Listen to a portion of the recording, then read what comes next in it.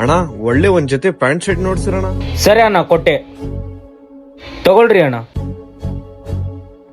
ಅಣ್ಣ ನನ್ ಮಗಂದು ಬರ್ಡೇ ಇದೆ ನಾಳೆ, ಒಳ್ಳೆ ಒಂದ್ ಜೊತೆ ಬಟ್ಟೆ ನೋಡ್ಸಿರಣ್ಣ. ಸರಿ ಅಣ್ಣ, ಇದು ತಗೊಳ್ಳಿ ಅಣ್ಣ. ಇದು ಜೊತೆ ಚೆನ್ನಾಗಿದೆ ನೋಡಿ, 1000 ರೂಪಾಯಿ.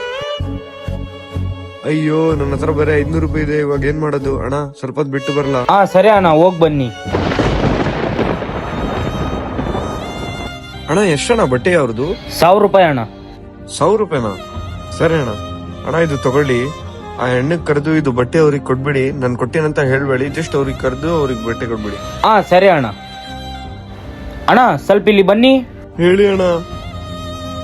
ಅಣ್ಣ ನಾನು ಇದು ಶಾಪ್ ಇಟ್ಟು 1 ವರ್ಷ ಆಗಿದೆ. ನಿಮ್ ಮಗಂದು ಬರ್ತಡೇ ಅಂದಿರಲ್ಲ, ಇದು ತಗೋ ನಮ್ಮಿಂದ. ತುಂಬಾ ಥ್ಯಾಂಕ್ಸ್ ಅಣ್ಣ. ಓಕೆ ಅಣ್ಣ. ಯಾಕಣ್ಣ ನೀವು ಅವರಿಗೆ ಹೆಲ್ಪ್ ಮಾಡಿದ್ದು?